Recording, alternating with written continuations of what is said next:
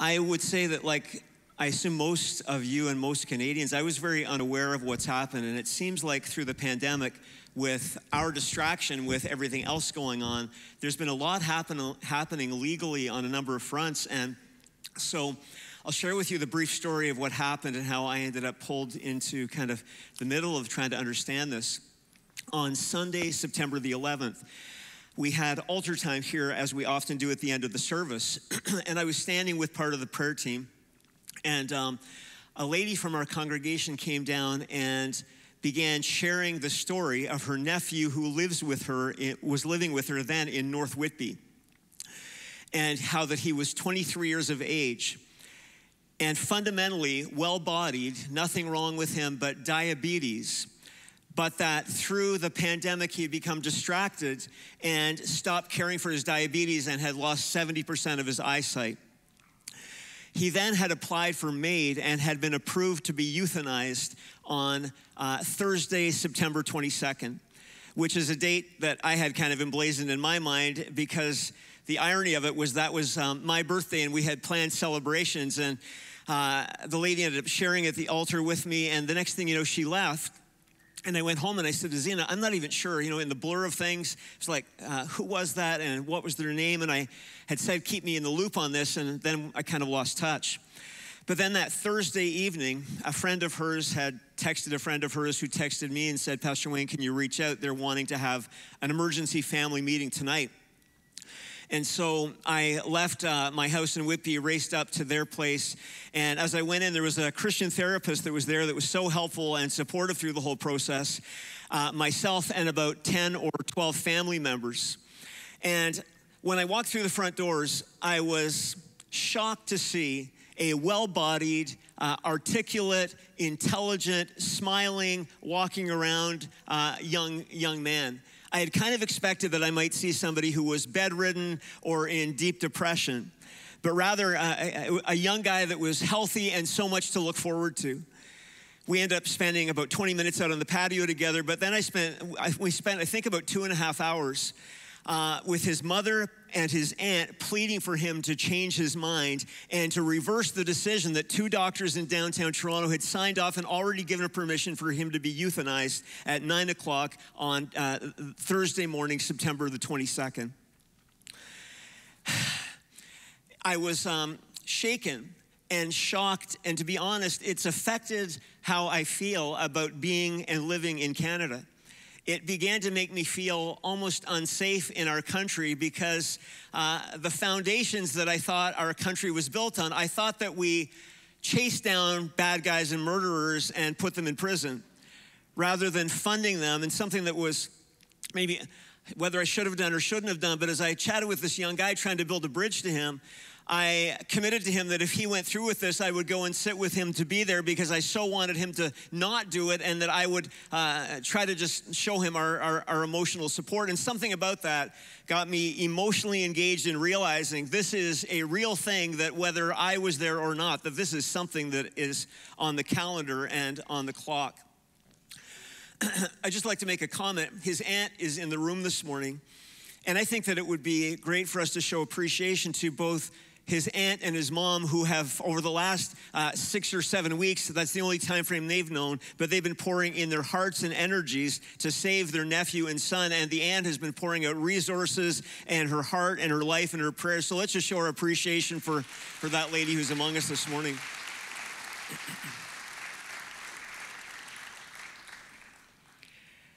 So that night we got together, and I got home in the early hours of the morning, and I don't know if you've ever experienced sort of traumatic situations. You kind of just get through it, and it was what it was, and it was sort of all a shock that night. And I came into the office the next day, and the next day I spent, I think, almost the entire day on the phone. I talked to the MAID organization for over an hour and a half, an hour and 45 minutes, trying to wrap my mind around things and understand what was going on.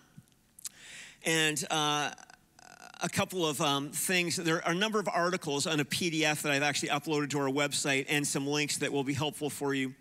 But from an article that his mother was interviewed in, she said this.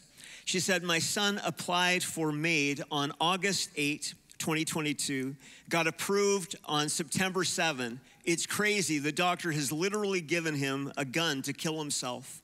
And so from the 8th of August, when his application went in, to the actual follow-through that was to take place on September the 22nd, things were moving very, very quickly compared to many other countries outside of Canada.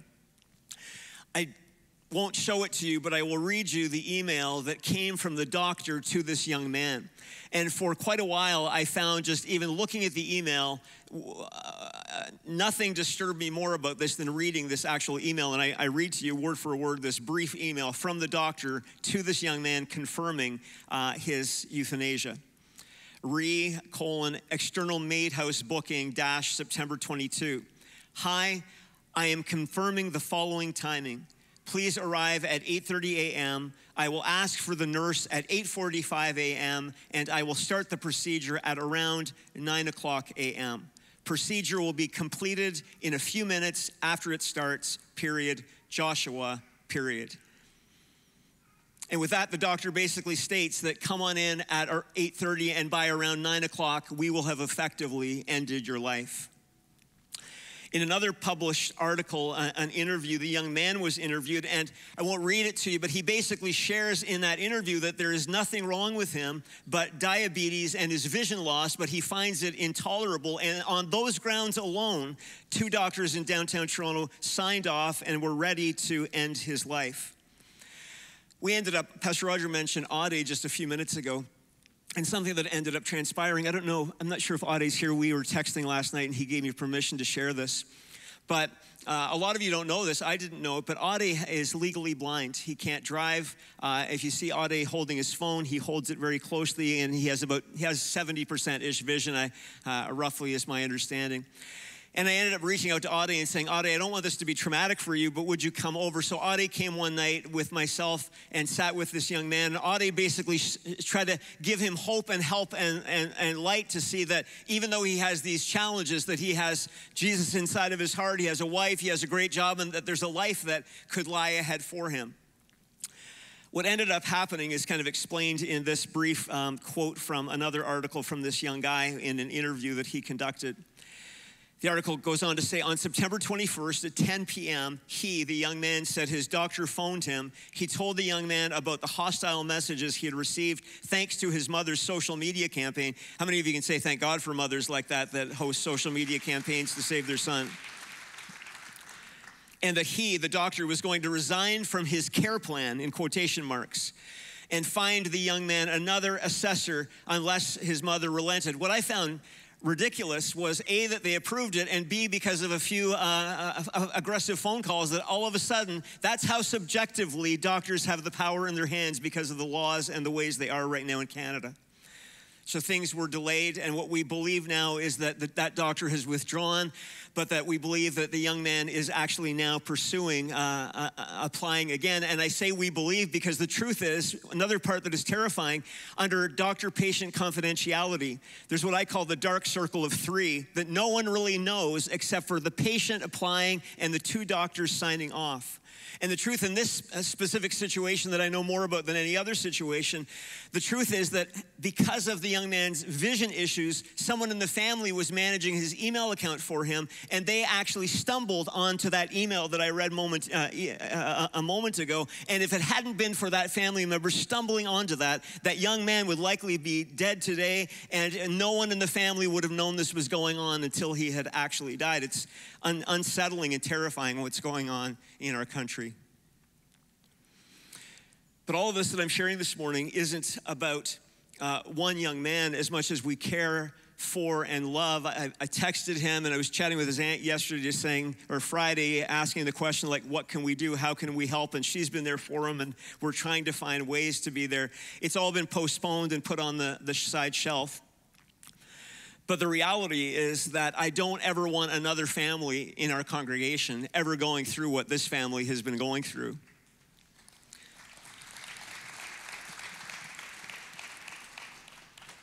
What I find disturbing as well is that even within the guidelines, that currently people are falling over the edges. In my opinion, the doctors aren't even, in some cases, doctors aren't even following the laws that are currently in place. Here is an update. This is from MAID's website itself, a number of slides here. We can just go to the first grid. If you key in MAID Annual Report 2021, 2020, 2019, back to 16, you can actually read. It's all publicly posted, and this is from them. In 2016, 1,000 people were euthanized, and it has become more and more understood. It has grown to 2021 to be almost 10,000 people euthanized in Canada. Let's click to the next slide, which now goes on to show us the age ranges. Last year, this is 2021's report, 18 to 45-year-olds, 140. The next category, 46 to 55, 353, 56 to 64. My age category, 1,100 people, and you see the grid across. But the thing I found the most disturbing is what we find in this next slide, that the requests that resulted in MAID, of the people who requested, they euthanized 81% of the 12,000 who applied in 2021. And skip the numbers in between, but the one at the bottom, requests that have been deemed ineligible, of the 12,000 people, this is from their site, directly copied, they only declined 4% of the people who applied. Click to the next slide and it just kind of gives you the bigger, so only 4% of the people who've applied are being. And for me, what I found unsettling is I can't believe that we live in a country. For me, my emotion is we don't just kill people who have issues that are mental or emotional or physical. We are not a country that just executes people because they don't have all of the pieces all together. The slippery slope that has continued to go on goes like this. Initially in 2016, because of a Supreme Court case called Carter versus Canada. At that point, the rule was that it was only if natural death was reasonably foreseeable, was the phrase in 2016. Because of another court case that came and rose to the High Court of Quebec called Perron versus Canada in 2019, it changed from that bar to be much lower, to be not only those who had a foreseeable death, but now those who had an illness that was grievous and irremediable, which is very, very subjective. And as I talked to MAID for about an hour and a half, she explained to me, she was very patient and kind with me, and we had a warm conversation, but she explained to me, basically in my understanding, what she was saying was anyone who finds their situation intolerable ends up being likely qualified under that category, which is the only explanation for the story that fell into our lap in our church. Shockingly, the bar is this low, and yet in March of 2023, it is being lowered yet again. And it will begin to, in March 2023, it will include mental illnesses that can be considered to be grievous and irremediable. A week ago, I came home, and W5 had a show on with Avis Favreau. It was phenomenal. You just go to W5, look it up, and find the link. She did one on this years ago, but she did one just 2 weeks ago. And she was interviewing a gentleman named Dr. Scott Kim. He's the senior investigator of the Department of Bioethics in the National Institute of Health just outside of Washington, D.C. in Bethesda, Maryland. I was reading his bio, and almost every article that was listed in his bio is all about his studies into death and dying and the end stages of life. He's very knowledgeable, and listen to what the interview said. Favreau said, and Canada's restrictions, how do they match what they have there, meaning in these liberal European countries? Kim said, the Canadian situation is, and I quote, even at the purely legal level, the legislative level, is much more permissive than either the Netherlands or Belgium. And Favreau says, so Canada would be the most liberal in the world in allowing medically assisted death for mental disorders. And Kim says, oh, without a doubt, no questions asked, that Canada is the lowest bar in the world. There's a MAID committee that is ongoing currently, and I've been communicating with people who are, if we flash to the next slide, MAID committee that is under the jurisdiction of Marc Garneau. They met this Friday, they met this Tuesday. They're meeting almost every Tuesday and Friday, assessing what is going wrong with MAID in Canada. The committee was struck in May, and it was to go till middle of June. In June, they decided to extend it till October 18th. In October, I was told on Friday that they've now extended it to the middle of February. And it seems to me that I've been told by numbers of sources, including the Evangelical Fellowship of Canada and offices of parliamentarians, that this committee is probably our best hope at seeing things be corrected that are going so far off track. Actually, I was reading the June report that you can find. We've got a link for it, which also shows and explains that many doctors coming in totally agree with our point of view that there is a recklessness and a low bar that needs to be addressed and altered. You can read that report, but we have this moment, and the question is like, what do we do? And I've been wrestling with this, and I don't want to overwhelm you. And my wife is busy. She's a banker. She's got a lot going on. And I had long conversations with her saying, what could I do to get you to do something, and what would you do? So this is what I came to after long conversations with numbers of offices in Evangelical Fellowship of Canada. We click to the next slide. If you would consider calling and just saying, hey, I'm concerned. It's all you have to do. Or email. A brief email, like you say, I don't understand the issue, I'm not articulate. Just send a brief email that says, I'm concerned about what's going on with MAID in Canada. And the other option is to request an audience, which I have done with our MP and our MPP. I spoke to one by phone, and I had one that I met with live. But I put just two people up here for you. And I will say, if you don't live in Whitby, reach out to your own member of parliament. But Ryan Turnbull is our member of parliament. I've met with him before. I called him about this issue, and quite frankly, he talked to me for about an hour. He has family circumstances that happened in the past that make him warmly inclined to be caring about some of what's going on, and he was very gracious. At the end of my call with him, he actually said, Wayne, I've got 2 aides here telling me I've got to be on the parliament floor to make a speech in moments. And I dialed in, and sure enough, there he was, moments after he got off the phone with me. He wasn't just trying to blow me off, but he was very kind and caring, despite some of the realities of his political party and where they are at. And so I recommend that you reach out to your own member of parliament, and you also just reach out to Ryan. I will make one comment, and Pastor Rogers said, absolutely say this, Wayne, but like, this is just me, but I've met a number of members of parliament, and I know Ryan has got like a young, I think it's a 9 or 11-year-old kid. They give up their lives. One of our parliamentarians that really cares about this is from the West, Garnet Guinness. They fly back and forth. It's hard on family. It's hard on marriage. And so we are Christians. Remember that as you write, and tell these guys how much you appreciate what they do and who they are and how they're there to serve us, but then also express your concern. So other than your own member of parliament and Ryan Turnbull, because he's very knowledgeable. He's also the member of parliament for where we're parked as a church, but his office is very knowledgeable. Another gentleman, Michael Cooper, he's a conservative from Edmonton who sits on the MAID committee and is one of the lead voices on a side with everything we're saying here this morning and pushing it. And if you fill both of these gentlemen's mailboxes with kind and warm emails, but saying we are concerned, that will help move the cause forward.